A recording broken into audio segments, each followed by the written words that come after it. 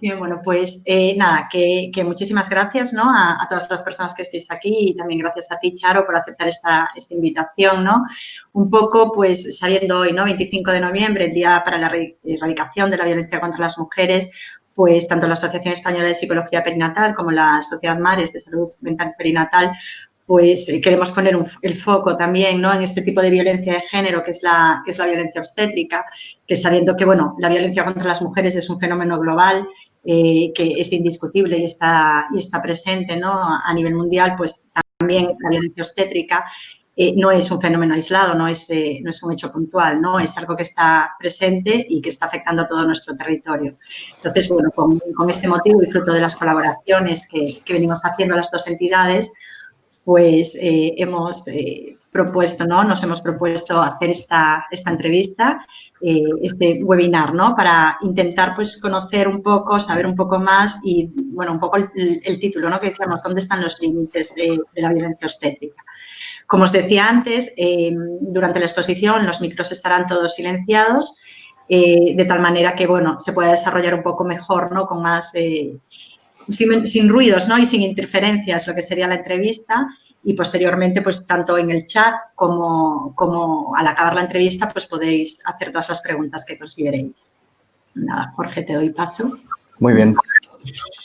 Pues voy a presentaros a Charo Quintana, y la verdad es que esta labor ya es difícil de por sí porque tiene un currículum, como os podéis imaginar, impresionante. Bueno, Charo es licenciada en Medicina y Cirugía y también especialista en obstetricia y ginecología, y es diplomada en Sanidad y diplomada también de especialización en Salud Pública y Género. Y con respecto a la experiencia profesional voy a mencionar sobre todo lo más reciente, que tiene que ver con, bueno, ella es facultativa especialista de área en el Hospital Sierra Llana, en Cantabria, y es jefa de la sección de obstetricia y ginecología del hospital que acabo de mencionar. Además, fue consejera de Sanidad y Servicios Sociales en el periodo del 2003 y 2007, en el que pudo desarrollar un gran número de proyectos a nivel más, pues bueno, de la provincia, ¿verdad? Pero destacaré a continuación, sobre todo, lo que tiene que ver con ese impacto más a nivel más nacional. Ella ha participado en grupos de trabajo y comités para la elaboración de estrategias y guías clínicas a nivel institucional, y mencionaré, como decía, algunas relacionadas a nivel nacional, ¿no? El Sistema Nacional de Salud. Ha sido miembro del Comité Institucional y Técnico de la Estrategia de Atención al Parto Normal y de la Estrategia de Salud Sexual y Reproductiva del Ministerio de Sanidad. También fue miembro del equipo de coordinación de la Guía de Práctica Clínica de Atención al Parto del Sistema Nacional de Salud, miembro del grupo elaborador del documento de estándares y recomendaciones de seguridad y calidad para maternidades hospitalarias, también del Ministerio de Sanidad, miembro del grupo de formación de la Iniciativa para la Humanización de la Asistencia al Nacimiento y Lactancia de la OMS y UNICEF, y también destacar, bueno, coordinadora clínica y miembro del grupo elaborador de la Guía de Práctica Clínica sobre Lactancia Materna, también del Sistema Nacional de Salud, miembro del Observatorio de Violencia Obstétrica del Parto es Nuestro desde el 2014 al 2019, y también ha sido miembro del grupo elaborador del Protocolo de Atención Sanitaria a Víctimas de Agresiones y Abusos Sexuales. Como podéis imaginar, con toda esta experiencia profesional y clínica, ha realizado muchas colaboraciones con consejerías, servicios de salud y otras instituciones en formación y también divulgación de temas siempre relacionados con su especialidad, que es la salud sexual y reproductiva de la mujer. Como podéis imaginaros, pues una persona muy cualificada para tratar el tema que nos aborda hoy, justamente este día tan especial que hoy celebramos y reivindicamos. Y sin más dilación, pasamos a realizar la entrevista. Como ha dicho antes Jessica, acordaros que podéis hacer preguntas durante toda la entrevista a través del chat, escritas en el chat, y al final de la entrevista podremos realizar algunas de ellas también a Charo. Muy bien. Pues nada, un privilegio realmente, ¿verdad, Jorge? Un privilegio para nosotros poder contar con Charo hoy, ¿no? Y bueno, pues vamos a empezar como por el principio, ¿no? Es verdad que escuchamos cada vez más, ¿no? De manera más frecuente, ¿no? Que en la actualidad escuchamos mucho el término de violencia obstétrica, Lo que pasa es que quizás lo que sí que podamos notar es que no existe a lo mejor un consenso, ¿no? En cuanto a la definición, ¿no? Entonces, Charo, ¿cuál sería la definición? ¿Cómo definiríamos lo que es la violencia obstétrica? Bueno, yo lo primero que quiero es daros las gracias por haber pensado en la violencia obstétrica y en hacer alguna actividad en torno a esta violencia que puede ser una de las más invisibilizadas de entre las violencias de género. Creo que es una gran idea la que habéis tenido. Y antes quizá de entrar en el meollo de tu pregunta, igual hay que contextualizar un poquito el tema de la violencia contra las mujeres. La violencia contra las mujeres no hace tanto que tenemos la idea de que es uno de los atentados contra los derechos humanos más frecuentes y menos reconocidos del mundo, tal y como proclamó las Naciones Unidas. Tampoco hace tanto tiempo que, por ejemplo, en España hemos identificado como violencia machista las agresiones en el seno de la pareja y de la expareja.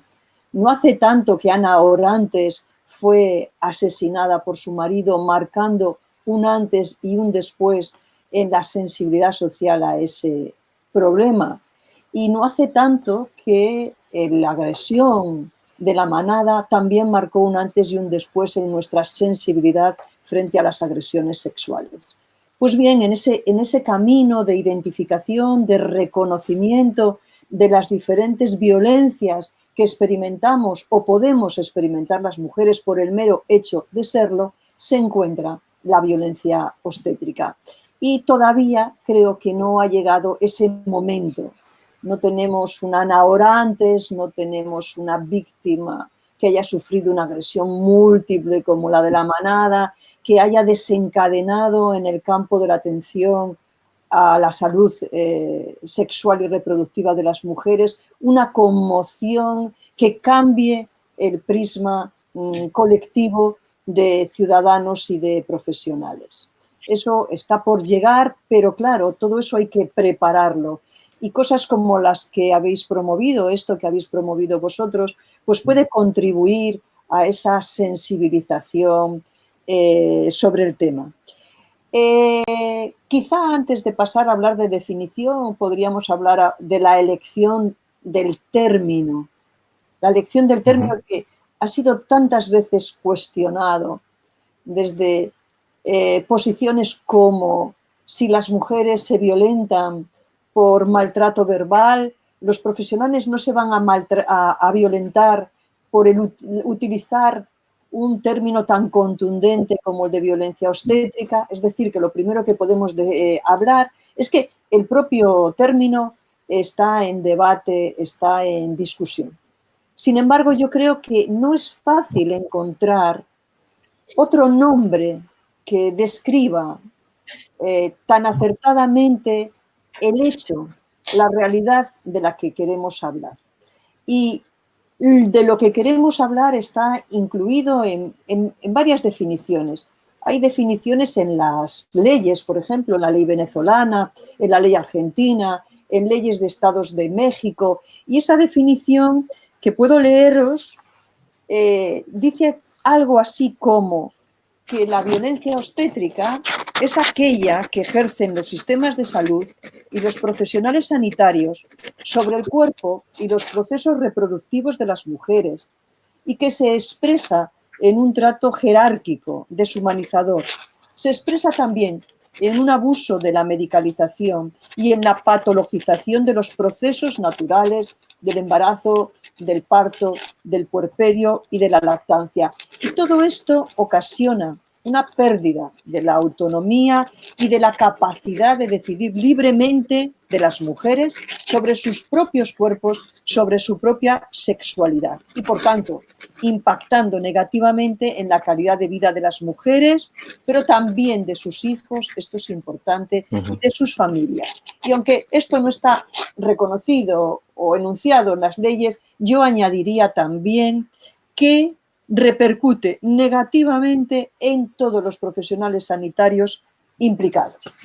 Hay otras definiciones más sugestivas, si se quiere, como por ejemplo la de Jesús Arrico, que dice que la violencia obstétrica es el acto de ignorar la autoridad y autonomía que las mujeres tienen sobre su sexualidad, sus cuerpos, sus bebés y sus experiencias. Esto es muy bonito. Y sus experiencias de gestación y parto. El acto de ignorar la espontaneidad, las posturas, los ritmos y los tiempos que el parto requiere para progresar con normalidad.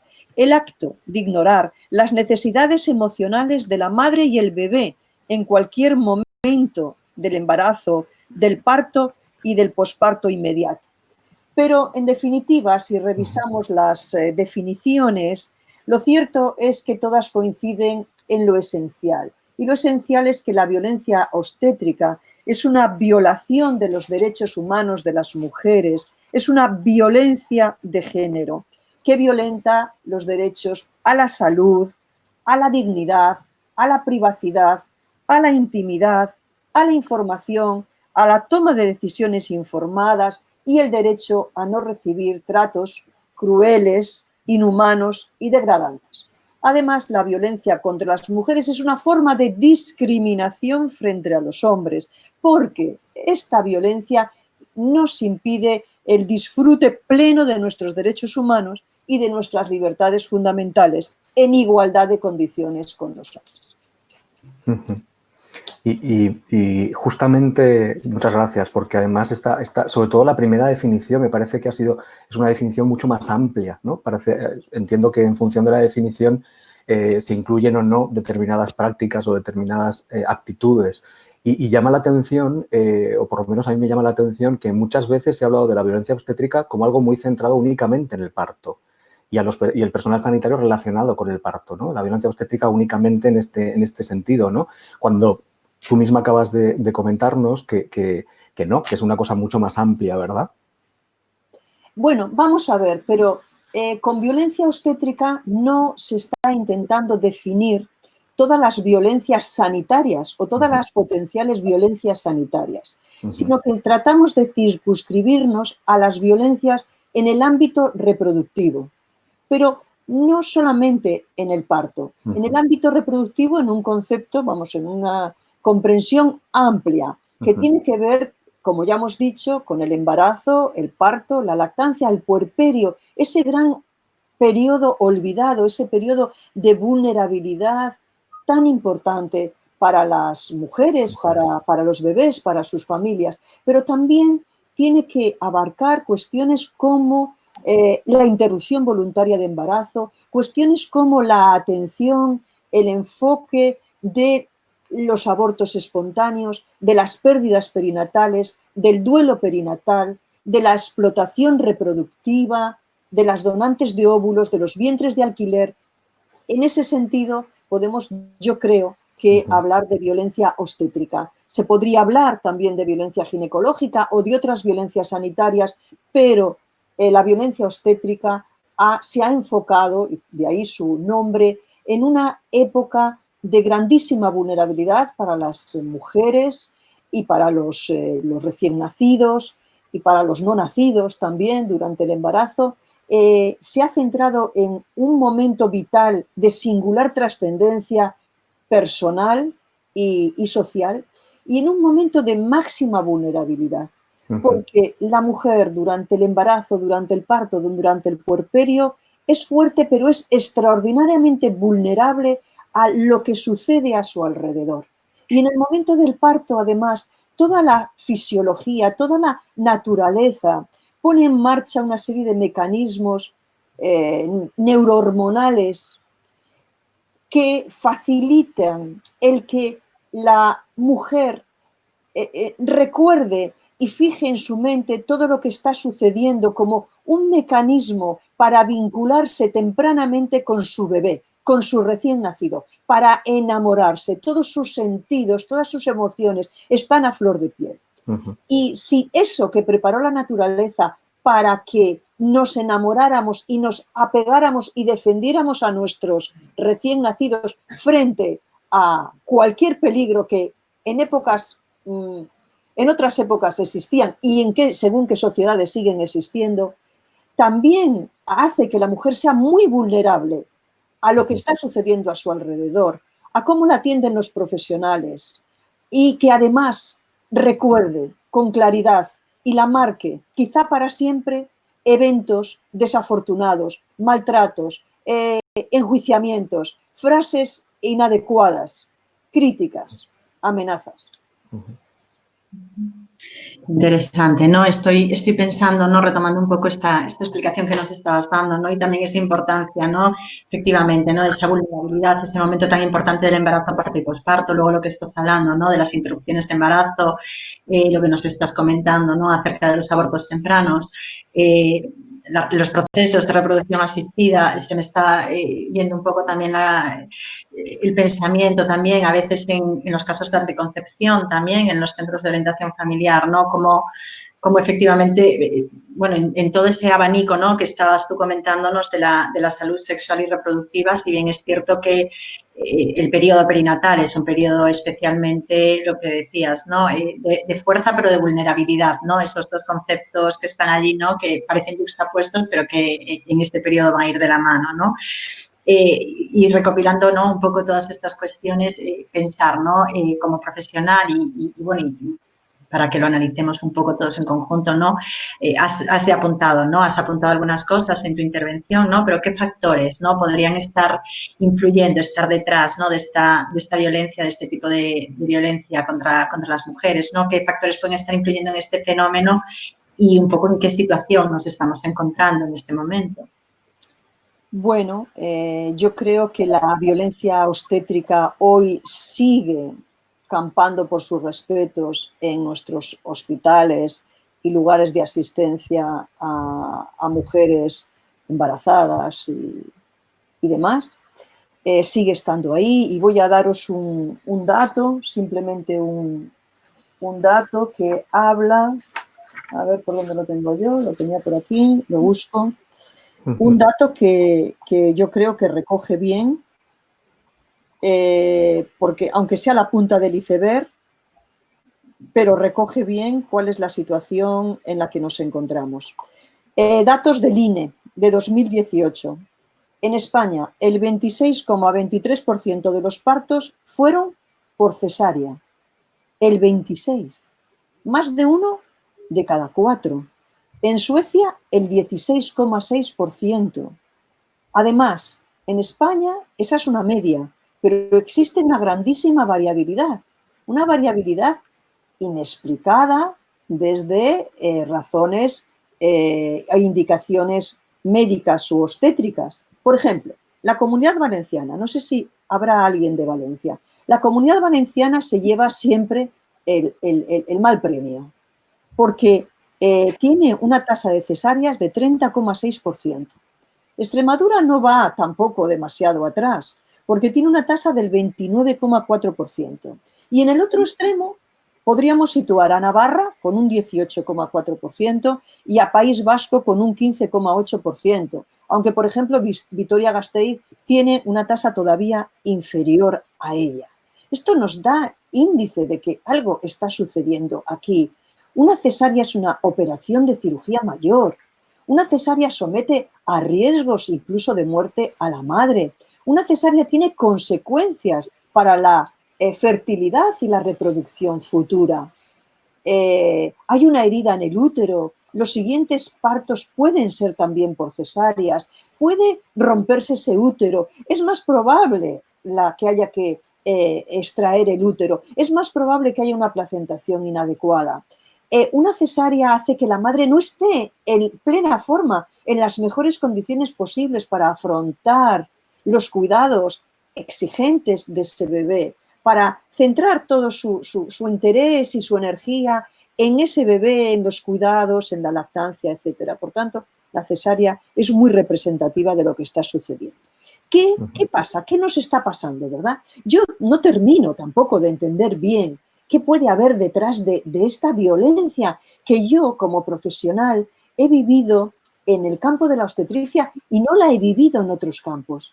Es como si la obstetricia fuese un reducto de paternalismo, un reducto de trato jerárquico, un reducto todavía como la aldea gala, un poco no conquistada, no conquistado. Esto no está sucediendo cuando tratamos a las mujeres con cáncer o con problemas ginecológicos. ¿Qué factores creo yo que influyen?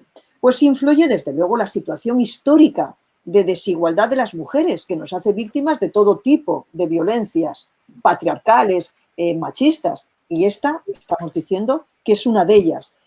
Por supuesto, también la histórica apropiación por parte del sistema, del patriarcado, del Estado, de la sociedad, como queramos llamarlo, de la capacidad reproductiva de las mujeres, de nuestra capacidad creadora de dar vida.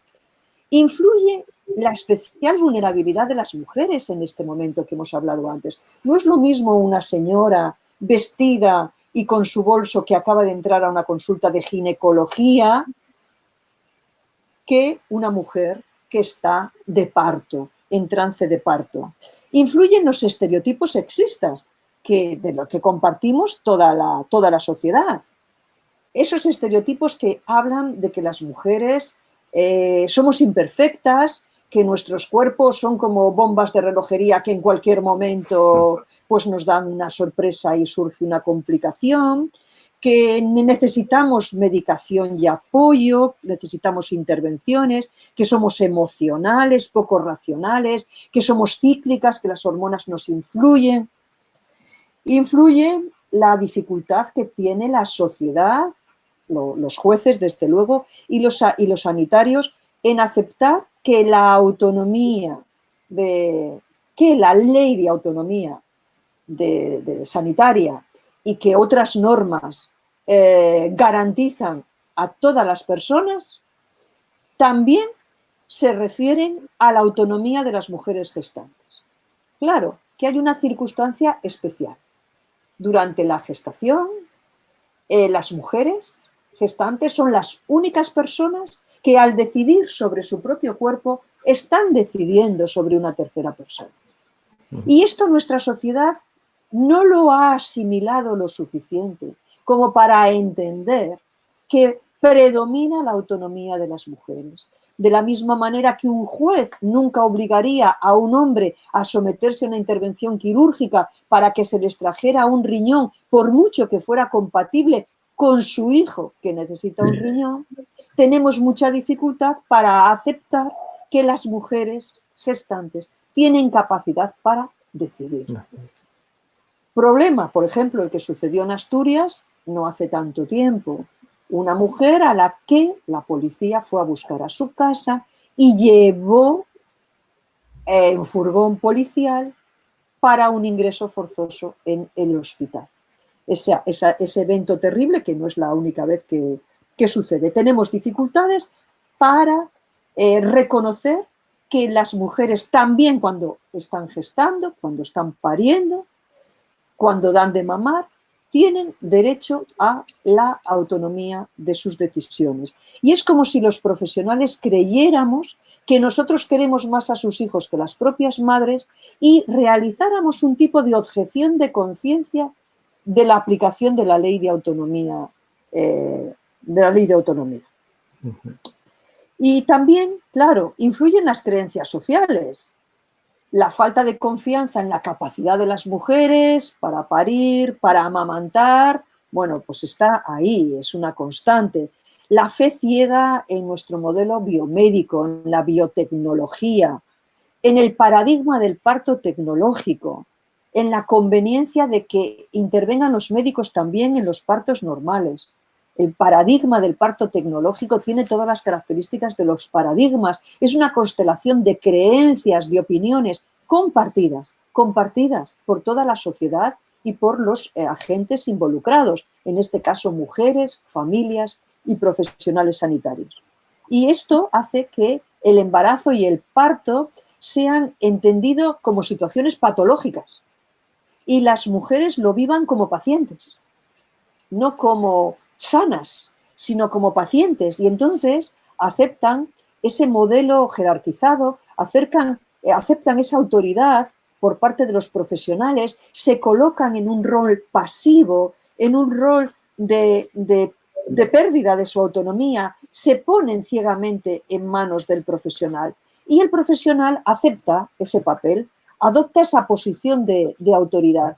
Y en esa aceptación de esa posición de autoridad está, en el pecado lleva la penitencia, porque se arroga, se coloca en una posición muy difícil. Se coloca en la posición de que se le exija siempre buenos resultados en unos eventos que pueden tomar caminos impredecibles y que incluso con una muy buena asistencia puede haber un mal resultado para la madre o para el bebé. Al colocarse los profesionales en una posición que no nos corresponde, prácticamente de semidioses, estamos alentando esas expectativas que se vuelven contra nosotros cuando se produce un mal resultado obstétrico. Y claro, influye también la formación que hemos recibido. La formación que hemos recibido coincide con todo esto que os estamos diciendo. Los embarazos son todos de riesgo, los partos son todos de riesgo. El parto se puede complicar en un momento, pero en un pispás las cosas pueden agravarse muchísimo. Tenemos que tenerlo todo preparado. Las mujeres con vías, por si acaso se produce una hemorragia, todo hay que preverlo. Y claro, ante esta situación, nosotros hacemos un enfoque muy de la salud física, de los riesgos físicos, y no hacemos un enfoque más holístico de lo que está sucediendo allí, de ese evento tan fundamental, tan importante para esa mujer, para la familia, para su acompañante, para ese bebé que va a nacer y que está experimentando el parto también. No nos olvidemos, ahí hay dos personas que están viviendo un momento tremendo y además biológicamente dramático, que es el parto de la madre y el nacimiento del bebé.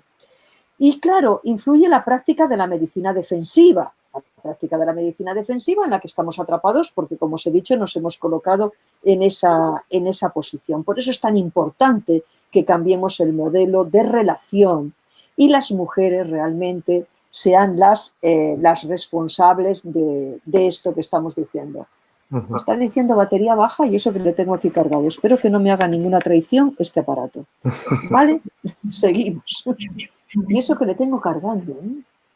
En fin. Bueno, seguimos, sí. Ya he terminado, creo, esta pregunta.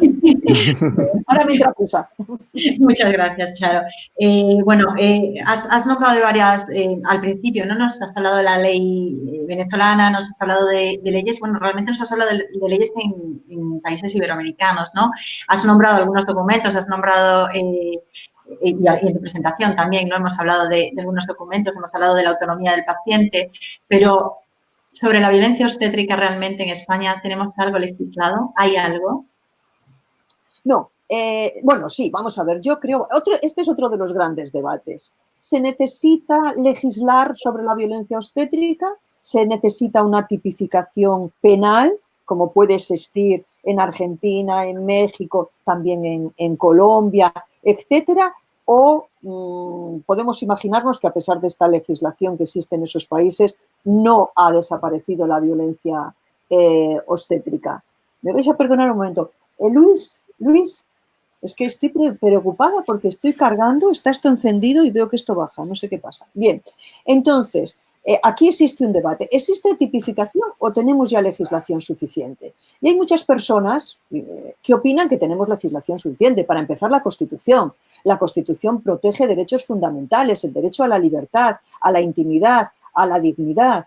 Desde luego, la ley de autonomía del paciente. Pero es que tenemos toda otra serie de normativas que el Convenio de Oviedo, por ejemplo, que protege los derechos humanos y la dignidad del ser humano, el Convenio Europeo para la protección de los derechos humanos y las libertades fundamentales, la Ley Orgánica de Protección Integral contra la Violencia de Género, la Ley de Igualdad de hombres y mujeres, la convención que hemos firmado en 1984 sobre la eliminación de todas las formas de discriminación contra la mujer, en fin, y además, y últimamente una resolución contra España en los términos de una sentencia por haber cometido violencia obstétrica, esta resolución y las recomendaciones y el informe que se ha hecho del Comité para la Eliminación de la Violencia sobre la Mujer.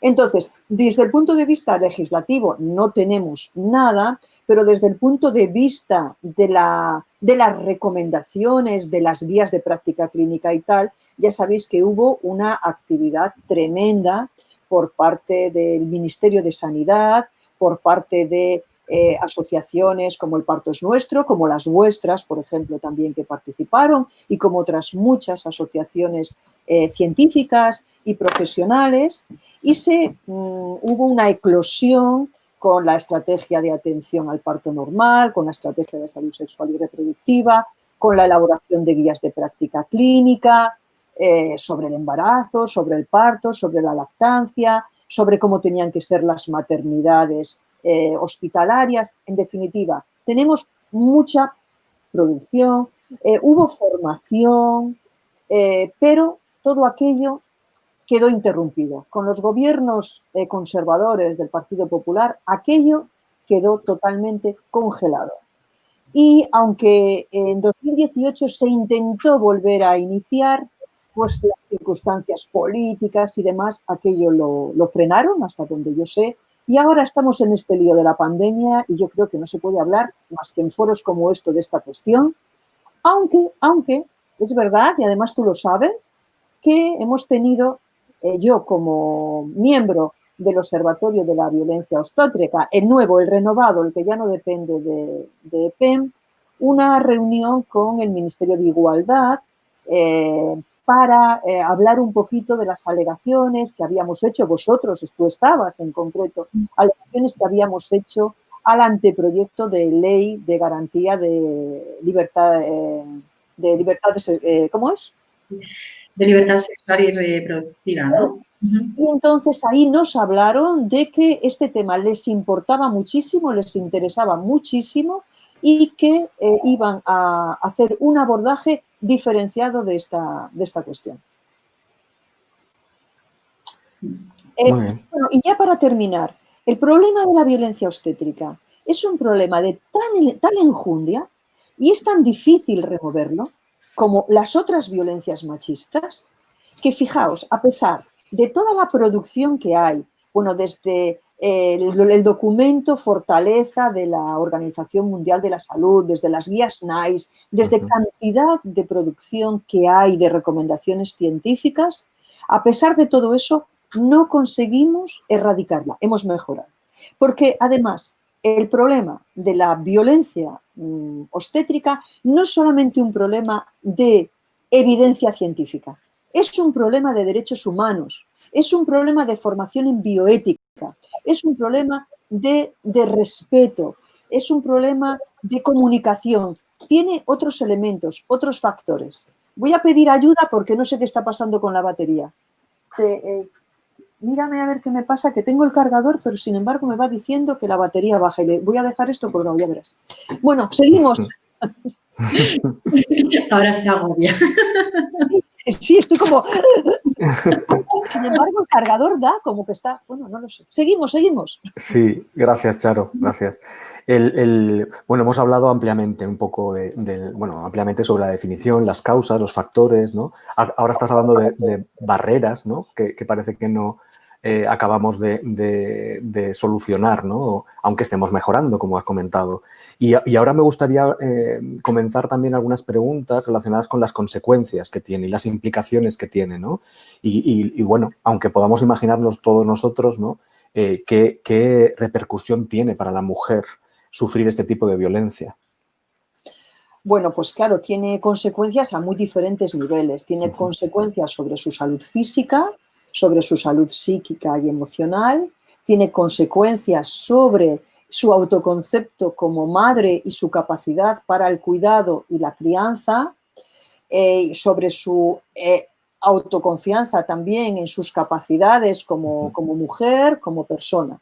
Entonces, las consecuencias físicas, pues desde luego ya he comentado algunas de ellas. Desde luego, una episiotomía no necesaria puede condicionar un dolor perineal importante, puede condicionar una dificultad para el mantenimiento de relaciones sexuales coitales o incluso para la realización de ejercicio físico, bicicleta, etcétera. una aplicación de un forceps puede lesionar el suelo pélvico, lo que puede acarrear incontinencia de orina, incluso incontinencia fecal. Una cesárea puede ocasionar todo lo que os he comentado antes, hemorragias, infecciones, lesiones del uréter, de la vejiga, con consecuencias muy importantes de formación de fístulas, condiciona el número de hijos futuros porque puede ya marcar la pauta de cesárea tras cesárea. Es decir, que a nivel físico las consecuencias son importantes.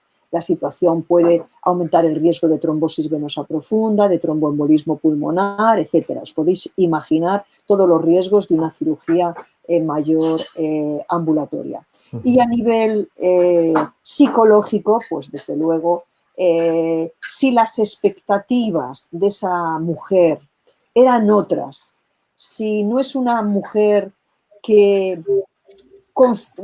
confía tanto en las ventajas del parto tecnológico que ni se plantea qué es lo que le ha sucedido, qué le ha pasado, va a sufrir un desencanto por el parto que quiso tener, el parto que soñaba, el encuentro con el bebé en el que había pensado tantas veces, porque en ocasiones estos partos así medicalizados pues impiden el contacto piel con piel, impiden que el bebé haga un inicio inmediato del amamantamiento, tiene consecuencias de ese tipo y desde luego merman su forma física, su capacidad para enfrentarla, entrar en la crianza con buen pie, recibir a ese bebé en plenitud de forma, de alegría, la alegría de haber sido capaz de gestarlo, de parirlo, de tenerlo. Y bueno, vosotros seguro que sabéis más que yo de las consecuencias emocionales. Y hay algunas mujeres que desarrollan auténtico pánico, tocurgia al parto, a los obstetras. Hay mujeres, por ejemplo, que rechazan dar de mamar porque quieren terminar la relación con el sistema sanitario lo antes posible, porque ya no quieren que ningún profesional, ningún sanitario les ponga la mano encima o les diga qué es lo que tienen o no que hacer. Puede haber un rechazo de este tipo. Incluso pueden tomar la decisión de no volver a tener hijos. De hecho, se reconoce un tanto por ciento considerable de mujeres que sufren, si no el síndrome de estrés postraumático pleno, sí algunos de los síntomas o de las características del síndrome de estrés postraumático. Y claro, si el puerperio es también una época muy proclive a la ansiedad y a la depresión, esa mala experiencia del parto o de la atención posparto inmediata puede hacer que esa mujer con mayor facilidad tenga estos problemas de salud mental. Estoy yo pensando, ¿no? Con esto que nos estás diciendo, Charo, también pues esa incidencia, ¿no? Estabas hablando de las secuelas físicas, ¿no? De determinadas prácticas obstétricas y cómo el daño físico está allí, ¿no? Cómo puede haber una influencia, ¿no? A nivel de, bueno, pues de su sexualidad, tanto lo que sería ¿no? El autoerotismo como en el heteroerotismo, ¿no? Es decir, tanto esa sexualidad con ella misma, ¿no? Con una sexualidad compartida, ¿no? Quizás podría ser también otra de las consecuencias que podrían experimentar estas mujeres. Sí, pueden experimentar consecuencias, digamos, más físicas, como por ejemplo la dispareunia, el dolor en la penetración o incluso en la caricia de los genitales, pero también en la esfera psíquica puede haber complicarse su relación mental y emocional con el ámbito de la sexualidad, con el área genital, con las posibilidades de un nuevo embarazo y desarrollar miedo, desarrollar inseguridad. es un tema ese además muy delicado, en el que las mujeres y los hombres tenemos teclas, resortes que a veces desconocemos. Y esa mujer puede considerar que no ha estado a la altura, que ha quedado mal frente a su pareja, por ejemplo, y eso ser un menoscabo, sentirse menos atractiva, menos capaz, tener más miedos. Sí que se ve que muchas mujeres tienen miedo a reiniciar la sexualidad, sobre todo porque en nuestra sociedad la sexualidad es muy coital. Es una pena. Es una pena porque si la sexualidad fuese más integrada, si la sexualidad fuese más de todo el cuerpo, si la imaginación al poder y tal, pues muchas veces estos temas se irían resolviendo poco a poco. Yo veo una consulta a mujeres que te dicen que llevan no sé cuantísimos meses sin tener relaciones sexuales y tú les dices, bueno, pero relaciones sexuales no habrás tenido penetración. Y te dicen, no, o sea, o todo o nada. Y entonces yo sí que pienso que es una esfera, la de la sexualidad, muy compleja, muy vulnerable y que se puede ver también afectada. Y también has comentado antes la influencia que tiene en el vínculo, ¿no?, con el bebé y también entonces en la relación de pareja, ¿no? Y también en la familia, ¿no? O sea, que la violencia obstétrica, como tú decías, las consecuencias son muy amplias, ¿no? Globales en prácticamente todas las esferas importantes de la vida de la mujer.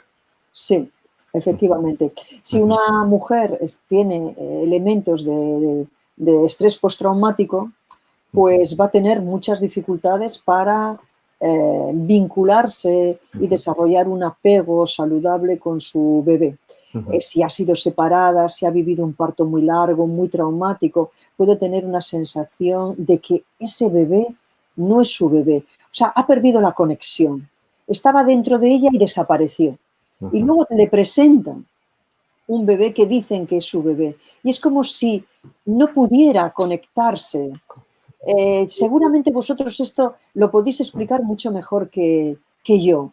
Y entonces la conexión se realiza de una manera racional, de una manera no ayudada por las hormonas, no ayudada por la continuidad de estaba dentro de mí, pasa a mis brazos, todavía estamos unidos, no solamente en el abrazo, sino por el cordón umbilical, por esa placenta que todavía está dentro de mí. Y luego, cuando eso se interrumpe, se une a mí, no solo en el contacto piel con piel, sino a través de mi pecho, amamantando, succionando de mi pezón. Todo eso se ha roto. Y todo eso, claro, colabora. La naturaleza no es boba. La naturaleza ha tenido que poner en marcha mecanismos de todo tipo, y no solo sociales, sino también biológicos para otras especies que no tienen una construcción social como la nuestra, para apoyar el que las mujeres no cometiéramos infanticidios, no abandonáramos a nuestros hijos. Y de hecho se ha visto, no hace tantos años,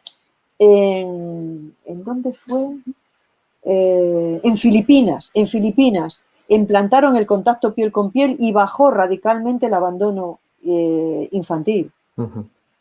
Entonces, la pérdida de esos momentos, el traumatismo de ese parto tan agresivo, el que haya sido la mujer maltratada de palabra, el que se haya sentido humillada, que su dignidad haya sido salpicada, eso deja un cuerpo, un resquemor, una pena. Y hay mujeres que además lo que notan es un malestar. Algo ha pasado y no saben qué. Se preguntan, ¿por qué estoy así? Y es que han sido víctimas de violencia obstétrica que no han sabido ellas identificar. De hecho, en Argentina, los grupos de mujeres que están en todo esto han elaborado como una especie de cuestionario para las mujeres, para que, respondiendo a él, se puedan llegar a identificar como víctimas de violencia o no. Y por eso creo yo también que es importante el término y que es importante que sea conocido, porque es diferente que una mujer no sepa qué le ha pasado, no sepa qué explica ese malestar, esa desazón, ese disgusto que tiene, a que sepa que eso se llama violencia obstétrica, que de eso no tiene ninguna responsabilidad ni ninguna culpa, que ese es un problema sistémico, que ese es un problema de los sistemas de salud y de toda la sociedad en su conjunto, del que ella es plenamente inocente, del que ha sido víctima, pero del que tiene que pasar a ser superviviente. Y ahí necesitamos también ayudarla. Bien, un amplio abanico de consecuencias, ¿no? de víctimas, ¿no? Por decirlo de alguna manera, más allá de la propia mujer, ¿no? Pero estoy pensando también, ¿no? Y bueno, y de hecho estamos, ¿no? Estás aquí tú, además, como profesional de la obstetricia, que estoy pensando que este tipo de violencia también puede ejercer un efecto sobre las y los profesionales, ¿no? También, es decir, en el propio sistema médico, en algunos profesionales se me están viniendo a la mente, ¿no? Pues conceptos como el estrés moral, ¿no? Del que hacen referencia muchas veces, ¿no? Muchas profesionales y muchos profesionales, ¿no? que trabajan en la salud sexual y reproductiva de la mujer, ¿no? ¿Cómo viven los profesionales sanitarios de estos servicios de obstetricia, estas violencias? Pues yo creo que los profesionales sanitarios somos también víctimas de esta situación de violencia obstétrica un poco generalizada, un poco naturalizada, un poco institucionalizada. Algunos somos víctimas y nos hemos dado cuenta de ello. Algunos que son víctimas, como por ejemplo las matronas, que en España acceden a ser matronas siendo enfermeras, esto les lleva a abandonar la profesión y continuar como enfermeras. Algunas lo que hacen es cambiar de la atención hospitalaria a la atención en primaria, donde son más autónomas y donde pueden desarrollar una atención más humanizada, más del lado de las mujeres, más empática. Y otros nos convertimos en activistas del parto respetado, en activistas de los derechos del recién nacido, en activistas de la ayuda y acompañamiento a las mujeres que quieren dar de mamar, para facilitarles cuando tienen dificultades esto.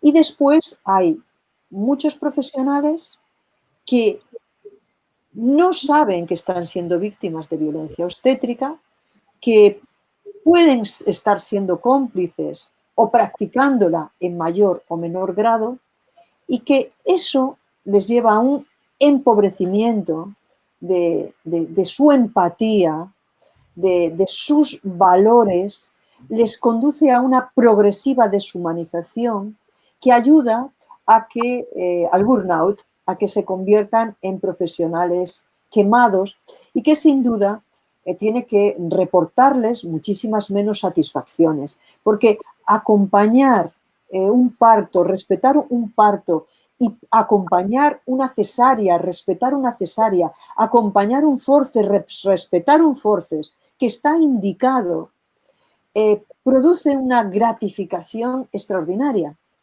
Y hacerlo de otra manera no produce esa gratificación. Por el contrario, es algo que se hace cuesta arriba.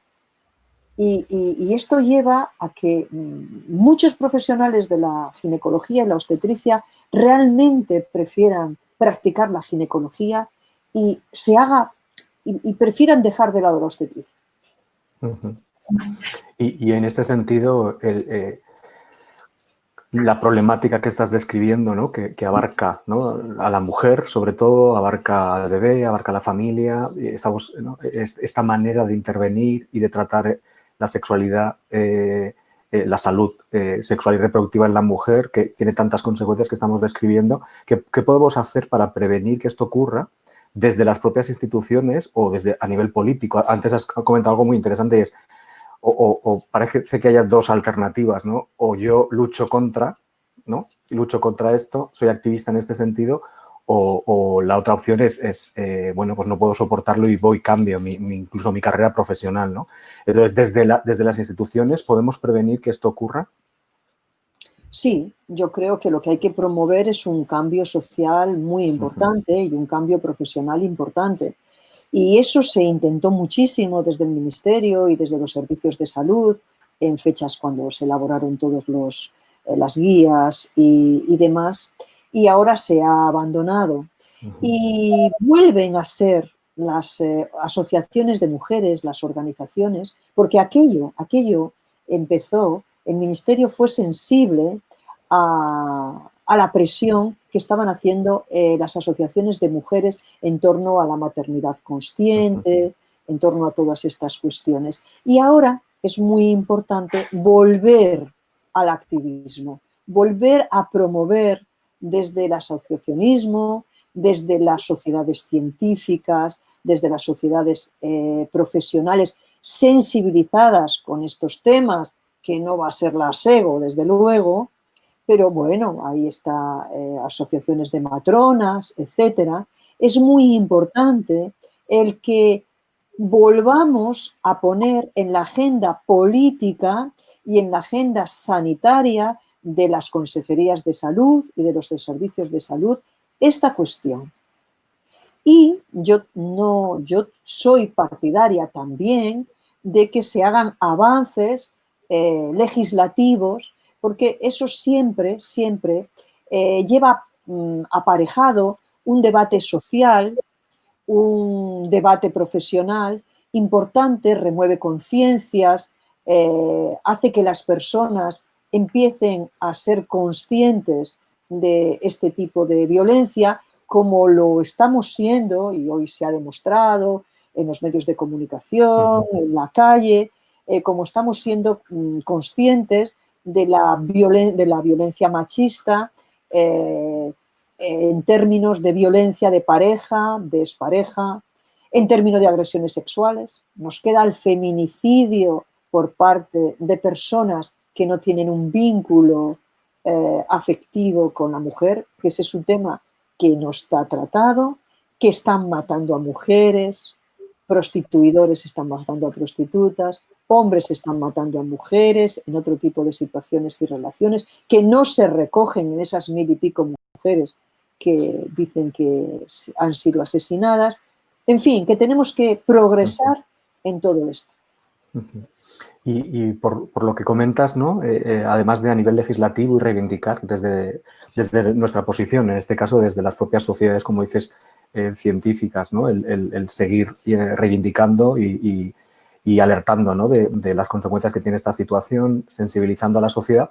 Y también la formación sería un elemento clave, ¿no? para esto, tanto a la formación de las propias mujeres como la formación a los propios profesionales sanitarios, a la sociedad en general, ¿no? Que tiene que saber qué es violencia contra la mujer, qué es violencia obstétrica, etcétera, ¿no? Y en este sentido yo me pregunto si en los propios sistemas de formación reglada, digamos, de los profesionales sanitarios, se habla de la violencia obstétrica, se habla de las prácticas que no serían aconsejables, ¿no?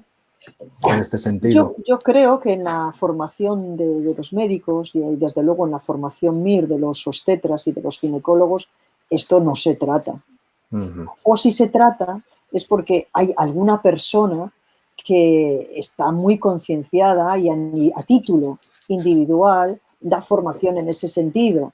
Yo cuando doy clase a las residentes de matronas, aunque lo mío es el cáncer de cervix y el cáncer de vulva, pues hombre, siempre me metes alguna piña publicitaria, ¿verdad? Y hablando... De forma reglada en el currículo, así expuesto, no existe. No. Y además, esta formación, como he dicho antes, necesita de la incorporación de elementos de debate bioéticos y necesita de la formación en competencias profesionales que van más allá de saber manejar la oxitocina o un forceps y que tienen que ver con habilidades de comunicación, con saber deliberar, saber aceptar un rechazo informado. En definitiva, necesita todo un contexto de formación en derechos humanos. El papel de los profesionales sanitarios ya es distinto al que fue. Nos tienen que formar en un trato no jerárquico, en un trato respetuoso, en que nosotros somos expertos, cuando lo somos, en conocimientos teóricos, científicos, pero las mujeres, los hombres también, cuando son pacientes, son los expertos en su propio cuerpo, los expertos en su propia situación, los que conocen qué quieren hacer de su vida y de su salud. Y nosotros no podemos olvidar que no podemos pasar por encima de la voluntad de la persona. Por mucho que nosotros consideremos que esa decisión no es la mejor o no es la más adecuada para el mantenimiento de su salud, no podemos imponerla, por muchas razones. La primera, porque de nuestros conocimientos y recomendaciones científicas, muy pocas están plenamente avaladas por una evidencia científica muy robusta. Es decir, que trabajamos y hacemos recomendaciones en un magma de incertidumbre, que es una de las cuestiones complicadas de la profesión. La incerteza de las situaciones, de las recomendaciones. Y por otra, porque si queremos imponerlo desde un punto de vista tecnológico o tecnocrático, estamos, digamos, vulnerando un derecho que es tan importante como el de la salud, que es el derecho a la libertad. Y este es un derecho que nunca puede ser interpretado de una forma restrictiva. Entonces, si no nos forman en esto, si nosotros creemos que si una embarazada nos dice que no quiere hacerse una inducción porque está de 41 o de 42 semanas y creemos que estamos totalmente legitimados para llamar a un juez y para actuar en el cuerpo de esa mujer sin contar con su voluntad, pues, ¿qué vamos a hacer? Nos tienen que formar en esto. Nos tienen que formar en el manejo de los conflictos bioéticos, en la deliberación. Y nos tienen que enseñar cosas como, por ejemplo, cómo atender un parto en posición vertical, que no sabemos, cómo evitar una episiotomía, cómo hacer un parto en posición lateral o en cuadrupedia. Cosas como esas también. Cómo ayudar a rotar una cabeza, cómo aplicar un forceps pero luego extraerlo en el momento oportuno sin tener que hacer una episiotomía. También necesitamos esa formación. Y eso tampoco se está dando, yo creo. Muy bien. Muy bien. Sin embargo, y abundando, me vais a permitir, ¿verdad? Ahora aparece el cargador que funciona. Y sin embargo, por ejemplo, creemos que estamos dando formación haciendo lo siguiente. Todos los estudiantes de medicina y todas las estudiantes de enfermería pasan por el paritorio. Pasan por el paritorio a colocarse contra la pared mirando el periné de una mujer que está en expulsivo. ¿Eso es formación o eso es deformación? Eso es deformación. ¿Meteríamos a todos los estudiantes de medicina y de enfermería en la habitación de una persona que está agonizando y está en los últimos momentos con su familia? Hay otros muchos formas de saber cómo es un expulsivo, porque un parto no es un expulsivo. Un parto es mucho más que un expulsivo. Un parto es acompañar y ver cómo evoluciona esa dilatación, esa mujer, su acompañante, el bebé. Y no todos los estudiantes de medicina desafortunadamente, van a hacer obstetricia y ginecología. Animo a alguno porque andamos muy mal de personal. Ni todas las alumnas de enfermería van a hacer matrona. Por tanto, no todos tienen que pasar. Aquellos que estén muy interesados y no a colocarse contra la pared viendo el expulsivo, sino a estar con la autorización y de una manera totalmente discreta y tal, apoyando a esa mujer y apoyando a su acompañante. Porque no hemos hablado del padre, pero el padre también necesita su apoyo. Si eso ya hablamos. Muy bien. Charo, estabas diciendo tú, ¿no? Que aprovechabas a veces en las formaciones para echar tu cuñita publicitaria, ¿no? Bueno, pues ahora igual, pues Jorge y yo también aprovechamos y echamos un poquito también nuestra cuñita publicitaria como psicólogos y psicólogas perinatales, ¿no? En el sentido del papel, ¿no? Que tiene la psicología perinatal para el tratamiento, ¿no? De las secuelas psicológicas de estas mujeres, pero estoy pensando, ¿no? Ahora escuchándote también el papel que tiene la psicología perinatal con las y los profesionales que os dedicáis a este campo de la medicina, ¿no? Con las profesionales y los profesionales que atendéis la salud sexual y reproductiva, ¿no? Nos estabas hablando de la comunicación, nos estabas hablando de una serie de cuestiones que, hombre, desde la psicología tenemos muy claras, ¿no? La importancia que tiene la palabra, la importancia que tiene un gesto, ¿no? Eh, Está claro que quizás también es algo de lo que podemos estar adoleciendo, ¿no? De ese papel, ¿no? De esa importancia de la psicología perinatal en este campo, ¿no? En el tratamiento de las secuelas, pero estoy pensando también en la prevención y en la formación a las y los profesionales. No sé, Jorge, si estás de acuerdo conmigo también con lo que... Sí, es algo que comentaba Charo, ¿no? El hecho de no solo los conocimientos técnicos y científicos, sino también el entrenamiento en habilidades de solución de habilidades, de comunicación. Ahora estamos grabando de nuevo. Ahora estamos Pues grabando de nuevo. repito la importancia del entrenamiento en habilidades en profesionales sanitarios. Y después yo también querría destacar algo importante, y es que también las personas deben saber, todo el mundo debe saber, que existen soluciones a la intervención cuando ha habido situaciones que han afectado a nivel emocional a la madre, a la pareja, a la familia, ¿no? Es decir, existen intervenciones además basadas en la evidencia con resultados muy positivos y la persona, en este caso concreto del que hablamos hoy, ¿no? La mujer no tiene por qué resignarse a vivir con esas secuelas y adaptarse a esas secuelas, ni mucho menos. Entonces, nuestra labor como psicólogos y profesionales de la salud mental es reivindicar esto. Y también los profesionales sanitarios relacionados con la obstetricia y la ginecología y todos los que están en el periodo perinatal deben saber reconocer ese tipo de síntomas que pueden presentar, ¿no? Y saber y dar información sobre qué alternativas tienen, ¿no? Porque sí que existen intervenciones, como decía, importantes y avaladas científicamente para poder ayudar a la mujer a superar ese trauma o ganar confianza, mejorar su autoestima, sexualidad, etcétera, etcétera, todo lo que hemos hablado, ¿no? De las consecuencias, ¿no? Pues sí, sí, vamos, está clarísimo. Mientras hablabas, recordaba yo un curso que había hecho Ivone Olza en Madrid sobre consecuencias psicopatológicas del parto traumático, me parece que era así. Y al terminar el curso, que estuvo muy bien, pues se hizo la típica rueda, ¿no? En que la gente hablaba, éramos profesionales. Había doulas también. Y había gente, como por ejemplo, una persona que enseñaba a cantar ópera y que, bueno, que era muy curioso, pero bueno, pero la mayoría éramos profesionales.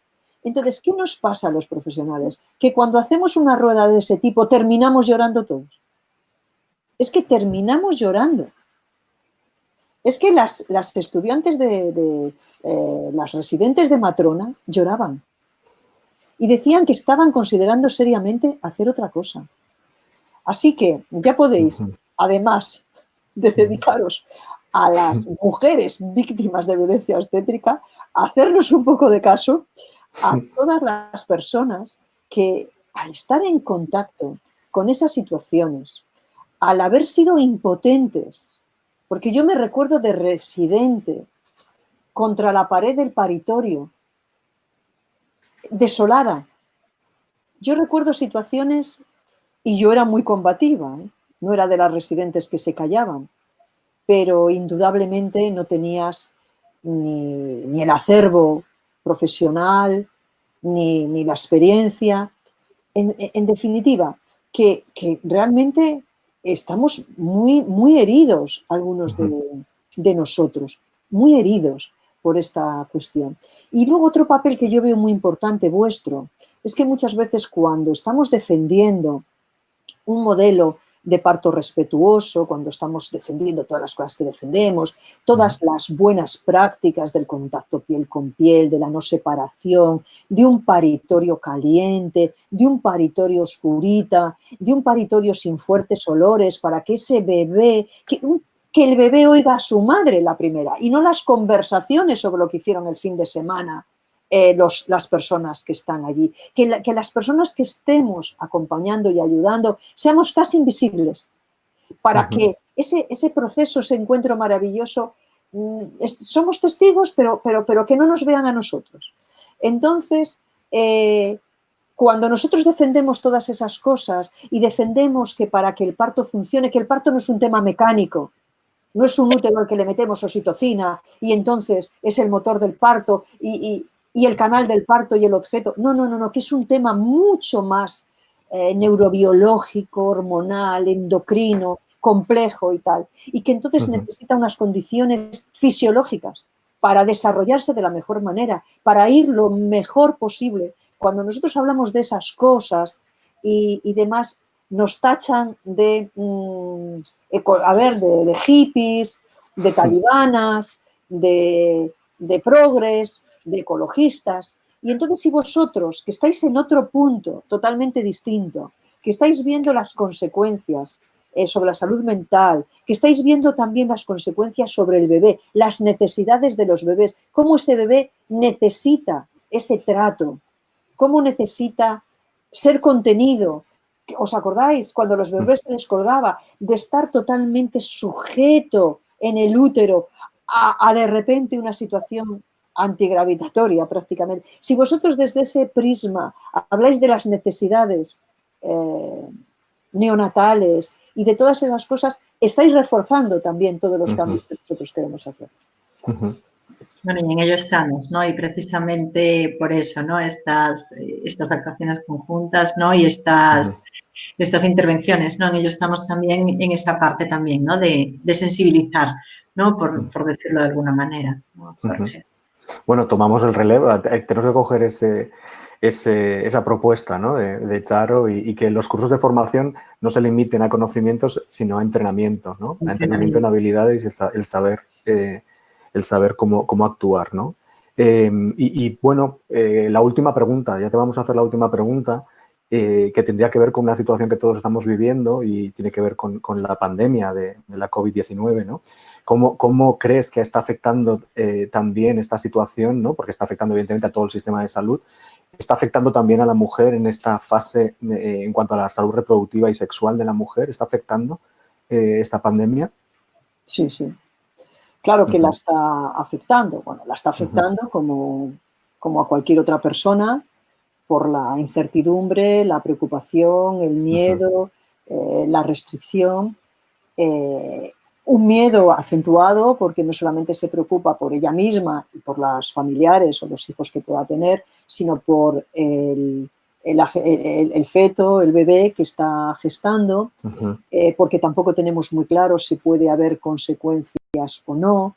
Desde luego, por ejemplo, en la gripe del 18, la mal llamada gripe española, años después se descubrieron consecuencias neurológicas y del desarrollo en personas que habían sido gestadas por madres que padecieron y sobrevivieron a la gripe del 18. Es decir, que hay incertidumbres. También sabemos que puede estar aumentado el riesgo de rotura prematura de bolsa, de parto pretérmino, etcétera, etcétera. Así que todas esas cosas que se saben más o menos hacen que las embarazadas vivan con mayor angustia si cabe, porque otra cosa que tenemos que decir es que signo de nuestros tiempos es que las embarazadas viven con muchísima angustia sus embarazos. Y encima a las pobres las encargamos encarecidamente que disfruten del embarazo.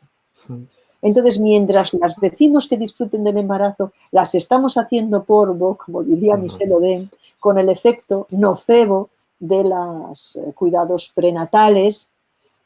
Has engordado demasiado, has engordado demasiado poco, esta tensión está en el límite, te la voy a repetir, el feto crece bien pero no estoy segura, en fin, todas estas cosas que todos conocemos. Entonces, tienen esta carga. Pero es que además No hemos hecho inicialmente las cosas bien y entonces se han tomado medidas, no sé si en todas las comunidades, pero desde luego en la mía se tomaron medidas que no están respaldadas hoy por la evidencia de la que disponemos, sino todo lo contrario, porque la Organización Mundial de la Salud y el Ministerio, la SEGO y las organizaciones pediátricas y tal, ya han aclarado que aunque una mujer gestante o que inicia el parto haya tenido un contacto o efectivamente sepamos que está afectada por el COVID, debe de estar acompañada en su parto, debe de recibir el mayor estándar de cuidado, es decir, los profesionales tienen que estar, nada de escaquearse por esa situación. No se debe de hacer una cesárea a menos que haya una indicación obstétrica totalmente al margen de padecer el COVID-19. El bebé no debe de ser separado, se debe de promover el contacto piel con piel y se debe de promover el amamantamiento y el alojamiento conjunto. Al mismo tiempo, claro, se tienen que tomar todas las medidas de higiene respiratoria y de lavado de manos. Cada vez estamos dando más importancia al tema de los aerosoles, de las gotitas de flujo, pero de los aerosoles y menos al tema del contacto, pero todo eso habrá que tenerlo en cuenta para que, en fin, se atienda de esta manera a las gestantes, a las parturientas que viven esta situación. Muy bien, muchas gracias, Charo. Verónica creo que está por ahí y creo que iba a hacer un recopilatorio de preguntas del chat, si nos han dejado alguna pregunta. A ver. Sí, ¿se me escucha? Sí, perfectamente. Sí, hay algunas preguntas que han realizado, las voy comentando. Gabriela Bianco hablaba sobre las pérdidas prenatales. ¿Las? Pérdidas prenatales. Y comenta, justamente al hilo de la atención a las pérdidas prenatales, hemos de lamentar en un hospital en Mallorca la entrada y ocupación en paritorio de residentes en ocasión del parto vaginal de un bebé fallecido in útero. Esta situación se produjo sin informar a la mujer y su pareja y, por supuesto, sin consentimiento. Esto también es violencia obstétrica, señala. Indudablemente. Indudablemente. Que es violencia obstétrica y es a menos que el residente sea la persona que se va a ocupar del acompañamiento de esa pareja y esté adecuadamente entrenado. Y claro, porque un residente puede hacer las cosas perfectamente, incluso igual es más joven, está menos deshumanizado y puede hacer las cosas perfectamente bien.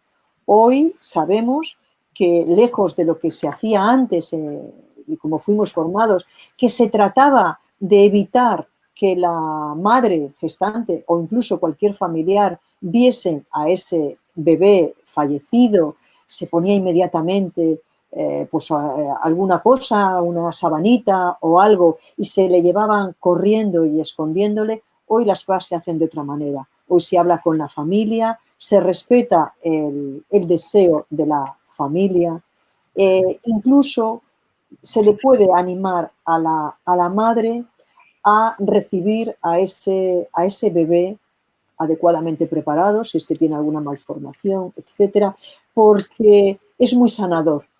Y además porque la fantasía siempre suele superar a la realidad. Y se quedan con unas ideas fantásticas, incluso con el miedo a que ese bebé no hubiera muerto. Sabemos todo el tema de los bebés robados, que es un tema muy, muy, muy importante. Y es muy, muy sanador el hecho de tener a ese bebé en tus brazos, aunque haya fallecido. Hay lugares y hay incluso organizaciones, ONGs de fotógrafos voluntarios que realizan fotografías realmente espectaculares, tremendamente emotivas, muy estéticas de bebés de pérdidas perinatales, ¿no? Que quedan como recuerdo para esa familia, como puede quedar el gorrito con el que se cubrió la cabeza, incluso la pulserita que se les pone, las huellas, cualquier otra cosa, para que digamos que eso no sea como que no ha pasado. Ha pasado. Y hemos sido madre y padre de este niño que se llama así, esta niña que se llama así, que murió. Pero nosotros tenemos, además de los hijos que tenemos en casa, a ese hijo. Y le hemos visto y tenemos recuerdos de él o de ella que compartimos con la familia, con quien, si es que lo queremos, con los otros hijos, etc. Verónica, no sé si me... Sí. Tania Rochet comenta sobre los espacios físicos y le gustaría saber si puedes anotar algo sobre violencia obstétrica y los espacios físicos arquitectónicos como la arquitectura hospitalaria. El estudio arquitectónico Parra-Müller propone la arquitectura de maternidades para combatir la violencia obstétrica desde lo arquitectónico, porque también los espacios pueden violentar. Sí, es que no hemos tocado el tema de que hay una violencia también institucional. Una violencia que supone que no se dedican los recursos necesarios para la atención a las mujeres de parto, por ejemplo. No se dedican los recursos necesarios. Ni recursos humanos, que, bueno, ahora está muy difícil realmente disponer de todos los obstetras que se pueden necesitar, ni recursos físicos, como por ejemplo la arquitectura, o incluso elementos de ayuda, por ejemplo, para métodos no farmacológicos de alivio del dolor, como pueden ser las bañeras para la inmersión durante la dilatación. Por ejemplo, Valdecilla, Hospital Universitario Marqués de Valdecilla, puntera en tantas cosas, a ver cuántos partos tenemos, lo tengo creo que por aquí, no sé por dónde lo tengo, pero tenemos 3, a ver, hemos tenido en el año 2019, que ha bajado bastante la natalidad, 2.884 partos y hay una bañera que no se usa porque no gusta a los profesionales. Entonces, claro que no se dedican recursos ni hay las infraestructuras adecuadas. Yo he trabajado en País Vasco y todavía llegué a ver paritorios de salas de dilatación compartidas. Y he visto en otras comunidades espacios muy grandes en donde parían varias personas simultáneamente, si coincidían en el tiempo. Pero además de eso, además de que es fundamental el ambiente, lo hemos tocado antes, porque es ese contexto que viene dado por el ambiente físico, indudablemente, aunque sobre todo por el trato y la calidez de los profesionales, que pueden, por ejemplo, yo me acuerdo de Basurto, el hospital de Basurto, que tenía una infraestructura pésima, pero la calidez de los profesionales hacían que las mujeres quisieran parir allí. Y yo siempre decía, bueno, pues que con Basurto, pan y cebolla, desde luego, estas gestantes están decididas a todo. Pero sí que es muy importante el ambiente, un ambiente no quirúrgico, un ambiente que trate de ser lo más amable, lo más familiar posible, con luz, con temperatura y, por supuesto, claro, con los elementos más importantes. No puede ser que lo que presida el espacio sea una cama, porque eso invita al encamamiento. Tiene que haber otras alternativas, tiene que haber recursos para que las mujeres puedan deambular, puedan colgarse, puedan estar en una pelota obstétrica. Tienen que ser otras cosas. Y algo importante que no hemos tocado es que, fijaos, sería muy raro que una persona, por ejemplo, que necesita un tratamiento oncológico, sea atendido en hospitales complejos por personas, obstetras, de ginecólogos que no se dedican a ese campo. Es muy raro. Puedes entrar de ayudante y demás, pero esas cirugías están reservadas a los que llevan ese campo, a los que saben. ¿Cómo se atienden las mujeres de parto? Pues de 8 a 3, en el mejor de los casos, por equipos obstétricos, pero de 3 a 8 del día siguiente por el equipo de guardia.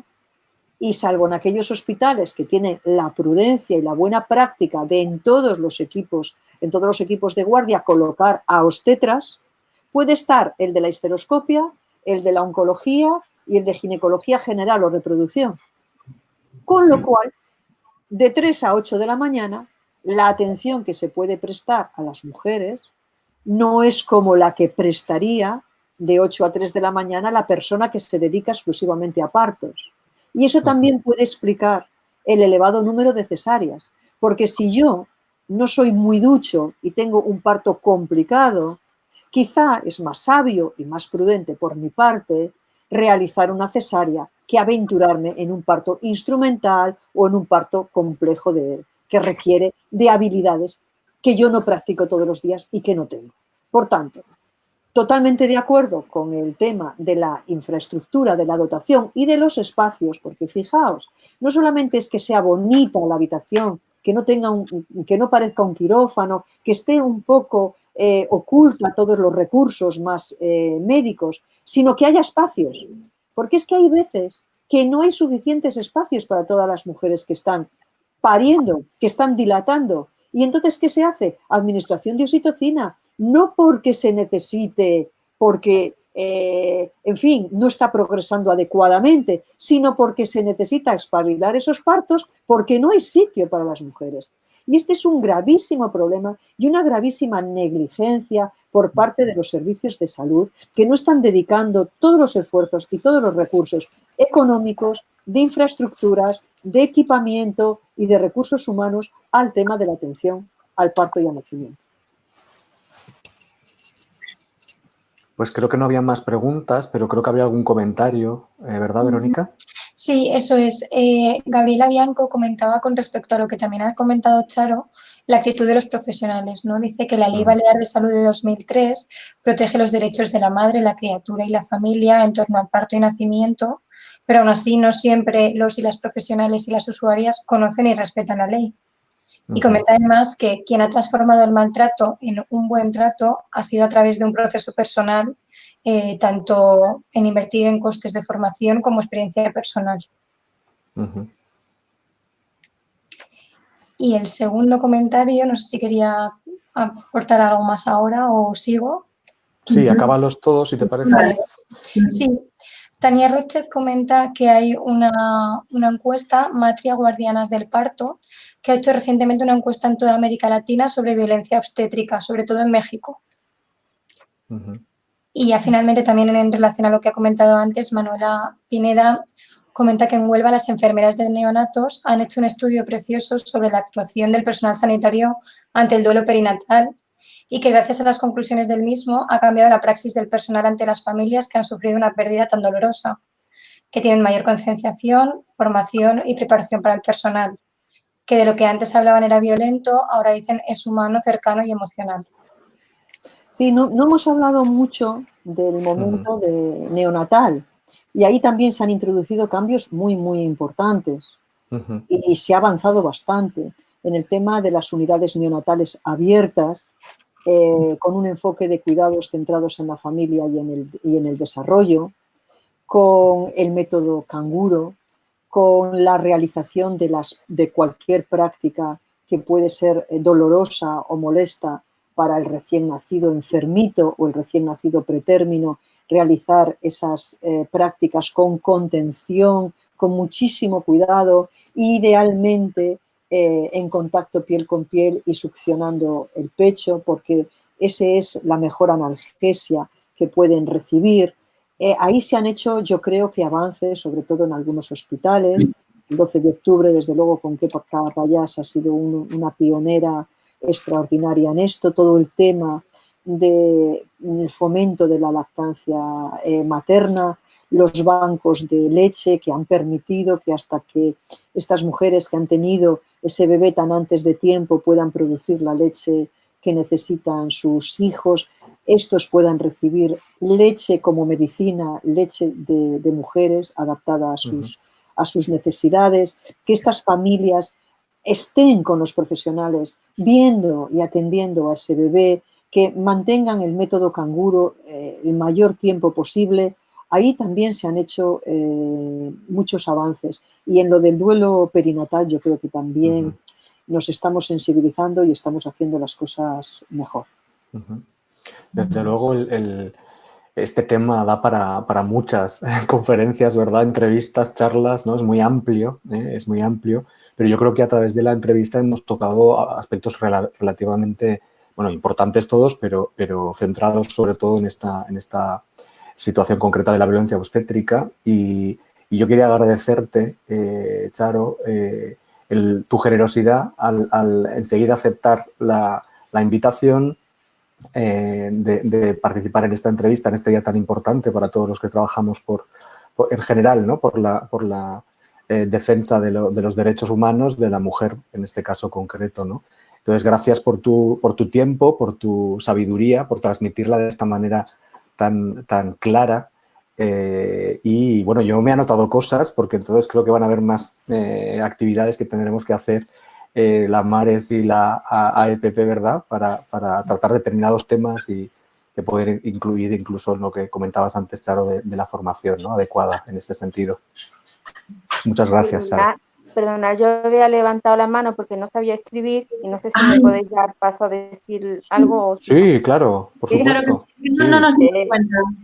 Claro, yo simplemente es que no quería perder la oportunidad de verdad de agradecer porque me ha parecido una exposición tan buena y tan maravillosa y me hacía gracia muchas cosas, ¿no? Como lo expresaba también, ¿no? Por ejemplo, cuando decía que yo era muy combativa, ¿no? Tú eres muy combativa todavía, ¿no?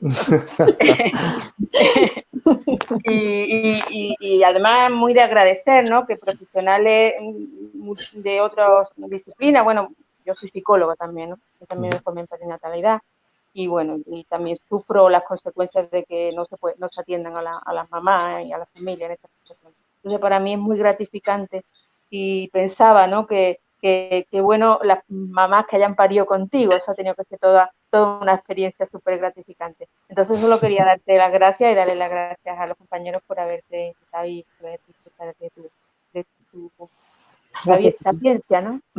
Gracias. Muy bien.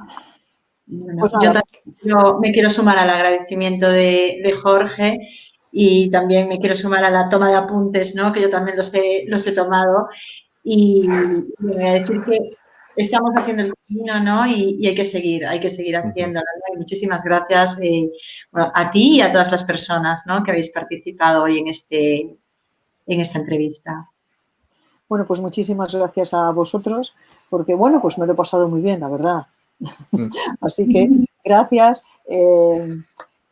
y animaros a continuar porque necesitamos meter cuñas por todos lados a esto de la violencia obstétrica. Igual si resulta que EPEN, OVO y demás y las asociaciones profesionales, ¿no? A ver vosotros, desde otro ángulo, desde otro punto, cómo conseguimos que la violencia obstétrica sea parte del pasado. Muy bien. Pues muchas gracias. Muchas gracias a todos. Hasta luego. Buenas noches. Hasta luego. Chao.